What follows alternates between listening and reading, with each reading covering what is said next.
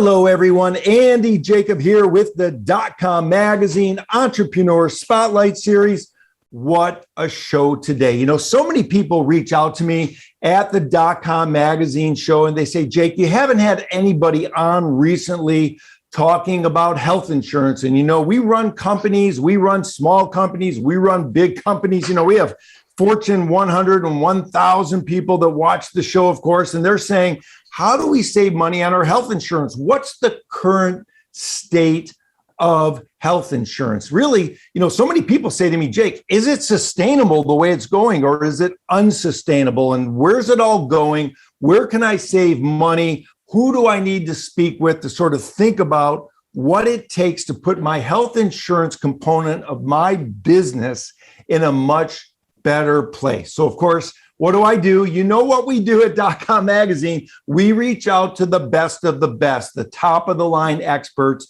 And I've been able to really find one of the leading experts in health insurance talking about how to save money, whether it's sustainable, unsustainable, and what you need to do about it at your companies. Mr. Anthony Pacheco, who's the president of P13 Partnerships. And let me tell you, he's built an amazing company. When we talk about health insurance, this is my go-to guy. Anthony, welcome to the DotCom Magazine Entrepreneur Spotlight Series today. Thanks, Andy. Appreciate you having me on today.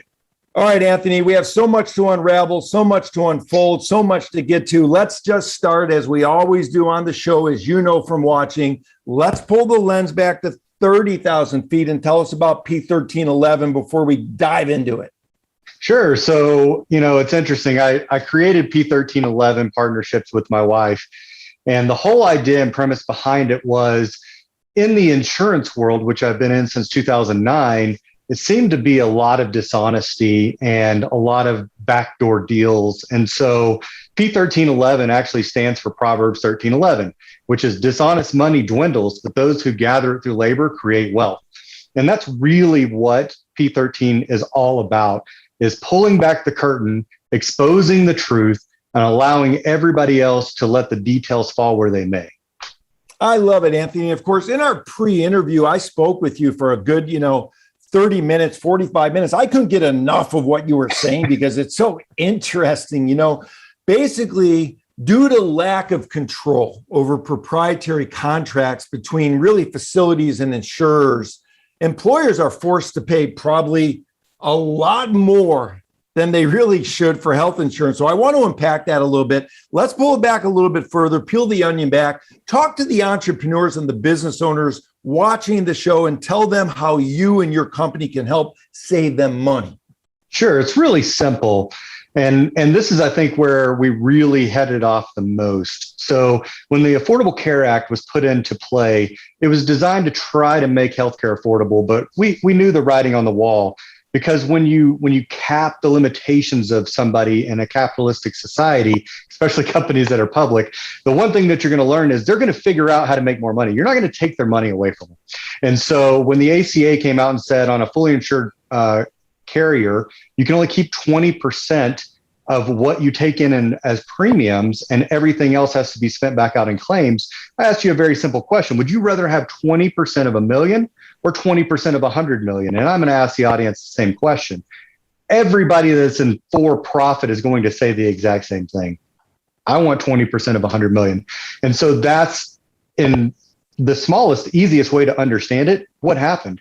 And so instead of hospitals and insurance companies technically working against each other to try to drive down the cost of healthcare, what happened is, hey, we'll give you a bigger discount. We'll continue to increase the cost of healthcare to make it sustainable on our end.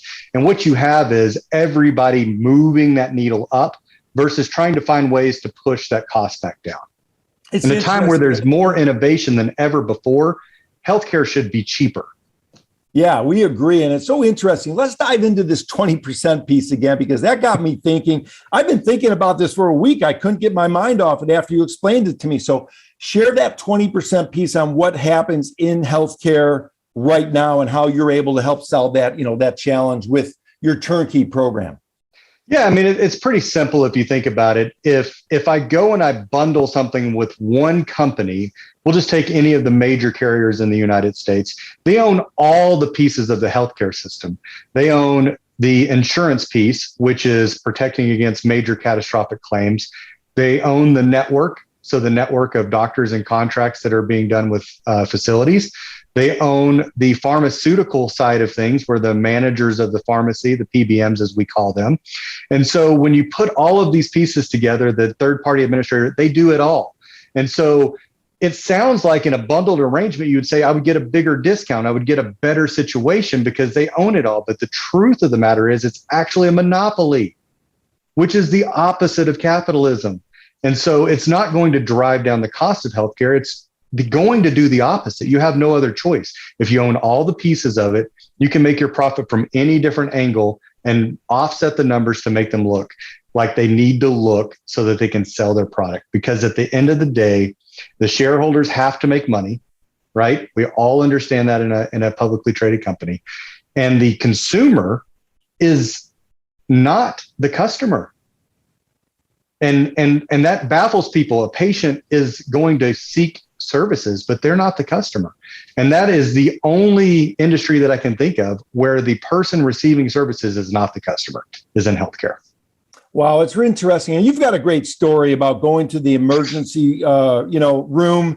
And it sort of got you thinking about this entire process. I want you to share that story because in our pre-interview, you shared it with me. And I thought it was just a great story, Anthony. So why don't you share that great story with our audience? Absolutely. It's kind of a funny story, but my wife was making Halloween costumes back in 2009 for our kids. And essentially what happens is she was using an X-Acto knife and she stabbed herself right there in the forearm. She's a little bit anemic, so she bleeds a lot. So we go to the emergency room and we walk in the door and the lady behind the counter just says, "What's your insurance?" And I said, "Hey, listen, my wife's bleeding all over your floor. Can we at least just go back and we'll talk about this in a minute, get her to stop bleeding?" And so they take us back. Well, they never come and get my insurance information. And at the time I had a high deductible health plan, which means major out-of-pocket expense coming my way. So she gets 3 stitches for the 1-inch incision on her forearm. And I don't even believe that a physician actually came around. I'm pretty sure that it was just an intern that sewed her up. And so we go to leave. They hand me a $2,200 bill and I look at it and I'm like, "Listen, I don't know who you think I am and I don't know who does this, but who pays $2,200 without even seeing what it's for? Can I get an itemized statement?" So they hand me an itemized statement. There's an $800 ibuprofen on there, $400 per stitch. I'm going, this is absolutely insane. I look at the lady and said, "I'm not paying $800 for an ibuprofen." She looked me dead in the eye and said, "I will give you half off right now if you pay in cash." And I was like, half off? Wait a second. You're sitting behind the counter. If I talk to people in finance, I can get a bigger discount. So, I was doing consulting already. I understood the game. And so, I ended up talking to somebody else and I walked out of there paying 10%, $220 on a $2,200 bill. And it didn't take me 10 to 15 minutes to get to that point. But when I walked out, I looked around the emergency room and I said, "Look at all of these people. How many people know that they can negotiate the cost of their healthcare?" And so that's kind of what launched me into the next phase of my life and said, "Hey, there's a business here." That's incredible, Anthony. Of course, it led to P13, 11 partnerships. It makes all the sense in the world because when you go to the doctor or you go to the hospital, typically you're not looking at the bill very much because somebody else is paying it.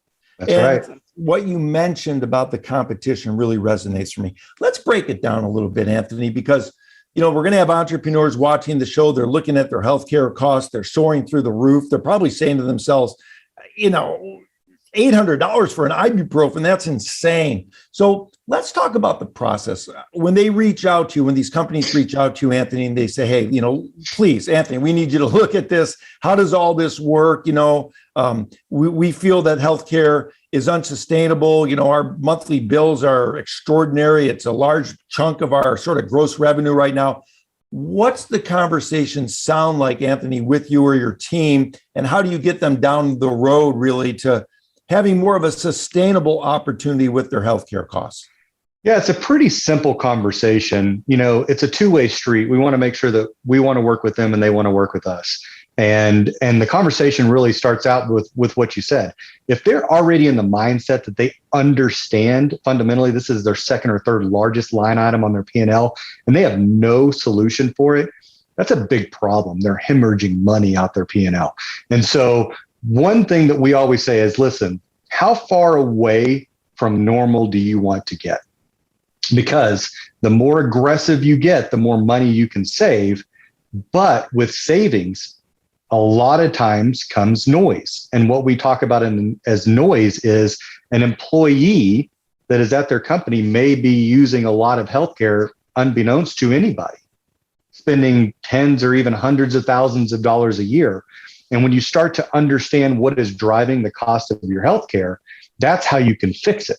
So although an employee in the beginning might say, hey, I don't like this. I don't like, everybody, or not everybody, but I don't like being told, hey, I can get this drug shipped to me versus going to my local CVS. Even though I get it for free and I'm paying $100 copay, I'd rather just pay the $100 copay and nobody know what's going on. And so, one of the steps is, what is your culture? Let's figure out who you are as a company, and let's design the plan around who your employees are, who your employees need to go see as providers, what facilities are in your area, and design it specifically tailored for you. Your culture, your company, everybody's different. Let's not change that. Yeah, I love it, Anthony. And what really happens when a company works with you and your team is they really convert a liability really into an asset, for small to mid-sized businesses. So let's talk about that, because that's super fascinating. Yeah, let's just talk about what a liability is. A liability versus an asset. A liability is something that you pay for. An asset is something that is generating money for you. And so when we look at our benefits, we always put it into a liability because it's something we have to pay for. We're either forced to because of the size of our corporation, or we're forced to try to remain competitive, but it's a forced to issue. And so when we go down the forced to issue route, we don't think of it as something that can be beneficial to my company to generate more income. And so when we talk about, hey, what if we could get that drug shipped to your house or your office and it doesn't cost you anything? How does that help with recruiting? How does that help with retention? How does that help all the parties involved and your employees with the fact that financially they're already being squeezed more than ever? We've got hyperinflation starting to creep in.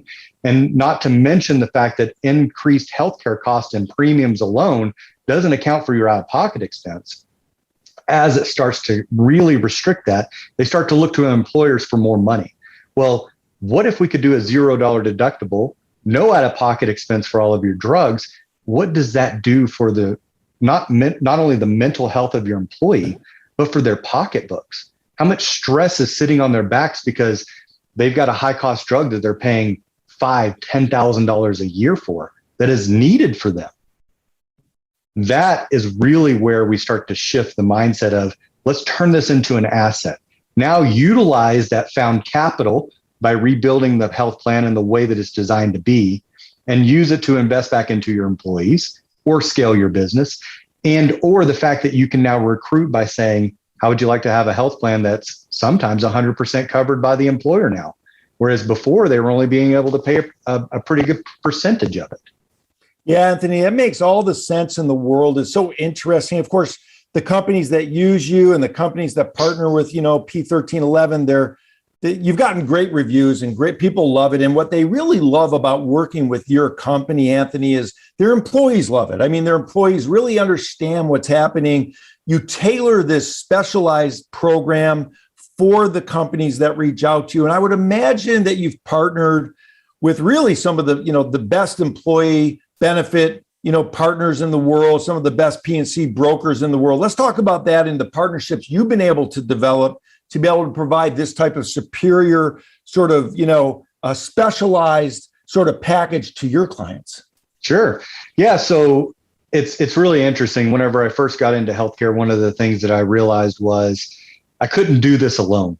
I can't go out and sell this all by myself. And so I know how to teach people. I know how to train people. And so my value that I bring to the table is, let us help train the employers. Let us help train your brokers. Let us help train your consultants. And what we found was consultants were really open to this, both from the PNC world and the healthcare world. They wanted to bring value to their clients. And so a lot of times they just needed that employer or that financial advisor or CPA or whoever it was to say, yes, this is actually something that you can do that could help sustain something that has become unsustainable. And so that's who we've really partnered with. And our employer groups that come to, always love the fact that we are in the trenches every day looking out for them. They know, hey, I don't even have to worry about this. They're taking care of it. And I think that's what most employers really want, because their job is to focus on their business.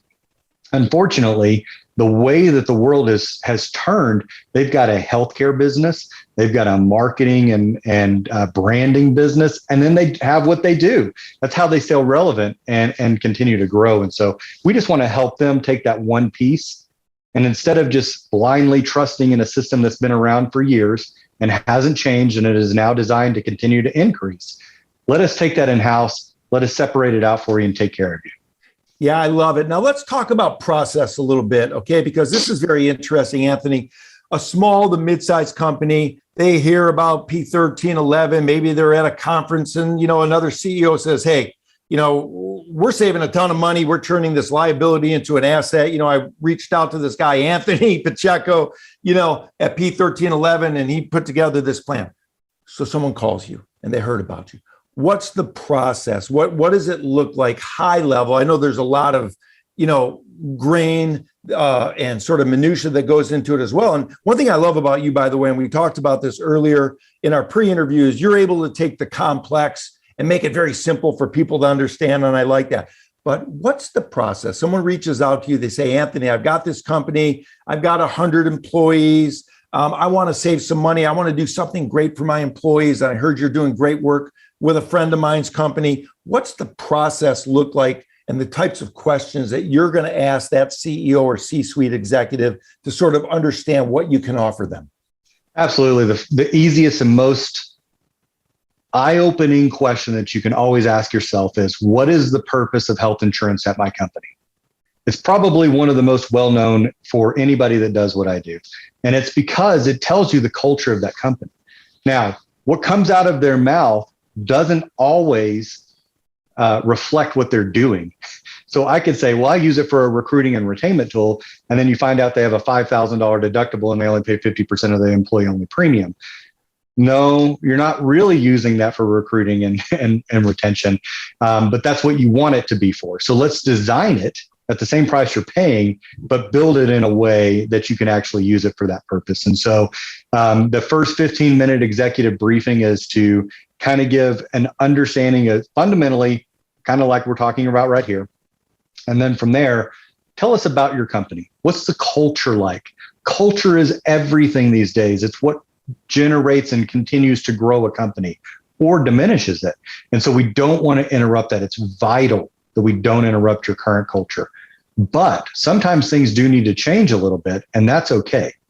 And so let's find out where we can change, what we can change, take a sneak peek under the hood and see if we need to move further down the road.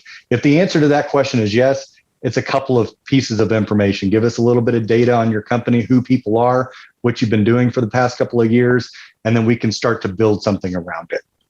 Yeah, it's a great conversation, to Anthony. And of course, when you launched the first practice in Plano, Texas, you really discovered that large and small businesses, they have very similar needs, but they have different what you call designs. And I love that part about it. So let's talk about that and how you sort of unpack that a little bit. Sure. Yeah. Plano, Texas, back in the day. So one of the things that when I first started in the insurance business is, let's start small, door knock, get out and meet people, hear what they have to say. And I started in 2009. And so as we all know, that's coming off the back of the recession. So people were eager to save money. Over the past decade, it's been a little bit different, because as things have become better in our economy and we've seen inflation actually help, we believe that the cost of healthcare has been underpaced by inflation. So businesses have been able to cover the cost because they've been able to make more money. selling the same amount of goods or maybe a little bit more. And so small businesses always hurt. Medium businesses are starting to get it under control, but those two are the ones that I found as kind of that niche. And I could go out and talk to them really quickly. I could talk to the people that were in charge, and I didn't have to talk to 15 different people just to talk to the decision maker, right? And what I learned along the way was they have a real need, but a lot of times there's not a lot of options for a smaller group. And so we've created options for small group. We tested it out with some of my friends and family along the way, and really developed a strategy that's unique that can save a ton of money for a small business. One example is my son was playing baseball, and his dad came up and he's like, man, my healthcare cost is just going through the roof. And I said, what's your broker doing with this, and that? And he didn't have an answer for it. Just give me your stuff. We took him from a $6,000 deductible down to a $1,500 deductible. We took him from $5,000 a month for him as his family and two 30-year-old employee singles, and took them down to $1,700 a month. That was completely changed their business. They were able to hire more people. They were able to buy a new truck. I mean, there's so many things that you can do with that extra cash flow. And then the employees were happy. And so that's just a kind of a sneak peek of what can actually be done. And they still have a Cigna network. I mean, it's still a big brand name. It's just redesigning it a little bit. I love it, Anthony. It makes all the sense in the world. And like you mentioned, corporate culture starts at the top. And a CEO or a founder of a small to mid-sized company, when their employees see what they're doing, they're taking that extra step. They're reaching out to, you, Anthony, at P1311, and they're taking the action step necessary to sort of put together something that resonates for their team and resonates for the very specific group of employees that they have in their culture. It makes all the sense in the world. And of course, your employees love you for that. Your employees give you a lot of kudos for that. And your employees, of course, remain sticky with your organization when they see that the corporate culture from the top cares about them. And that's really what this is all about. And you've done such a remarkable job with the companies that you've worked with. Now, Anthony, let's get into entrepreneurship a little bit. Okay. Because we have some entrepreneurs watching the show. They're probably watching you and saying, wow, I mean, when it comes to, health insurance, I mean, Anthony Pacheco, he's the king. I mean, he knows everything about it. I don't know about that. His company. He helped so many other companies with P1311. I wonder if he's ever had a problem. I wonder if he's ever had a pothole, or if he's ever had a wall that he had to climb over or bust through. So maybe for the younger entrepreneurs watching the show, Anthony, you could give some advice to talk about what it takes to get through a pothole in the road or get over a wall that you encounter as an entrepreneur. Absolutely. You fail fast, right? And the best way to succeed is to continue to fail over and over and over again. And make sure when you fail, you'll learn something, because you're going to fail. We all do. And those small failures along the way is how you will fine tune your process. That's what it took for me. I started out very, very small. I didn't go into the 300, 500, 600 employee companies in the beginning. I wanted to know what I was doing. And so I went out and I started speaking to small groups and understanding their problems. That helped me to understand the mid-sized problems. And as I made mistakes along the way on smaller groups, I could come back. I always apologized. Hey, I made a mistake here. I'm going to make it right. Here's what I'm going to do to take care of that. And along the way, you're going to find those mistakes. I've launched quite a few businesses in my day. I love starting new things and new businesses. And one of the things that I always do is, as soon as I start to see it going down the wrong path, I either decide to change it or exit. Well, it's great advice. And for the entrepreneurs watching the show, rewind what Anthony just said. I mean, he really gave you sort of a mini Harvard MBA event right there, because it really makes all the sense in the world. And Anthony and I both know as entrepreneurs that if you don't have potholes, if you don't have those walls that you face, it just means you're not pushing hard enough as an entrepreneur. And Anthony, one thing that you've done a remarkable job of doing is, as a successful entrepreneur, is you welcome the potholes. You want to see some potholes because Absolutely. that if you're not seeing them, you're just not pushing hard enough, right? That's absolutely correct. If you're not facing any adversity, you're going the wrong direction. I love it, Anthony. Well, listen, the 30-minute time just blew by. There's so many other questions I have. I want to bring you back on the show because I want to dive into this even more and especially talk about, and we touched on it during the show, about how corporate culture is so important. And by putting the right plan in place for your companies, it can definitely impact the corporate culture in a positive way. And of course, you also mentioned increasing some cash flow, releasing some funds. And, with your friends and family, they had some extra funds so they could invest that back in the business, buy some extra trucks, do some extra marketing, do some things that are going to increase the bottom line just simply by organizing their healthcare with the help of P1311 in the right way. So, Anthony, this has been a remarkable interview. I was so excited to have you on the show. You've laid it out perfectly. Reach out to Anthony to have him take a look at your program, have him take a look at your corporate culture and the way in which this healthcare plan that he might be able to put together for you can positively impact your company from top to bottom. Anthony, it's been great having you on the Entrepreneur Spotlight series today. Thank you so much for coming on the show. Thank you so much for having me on, Andy. I appreciate it.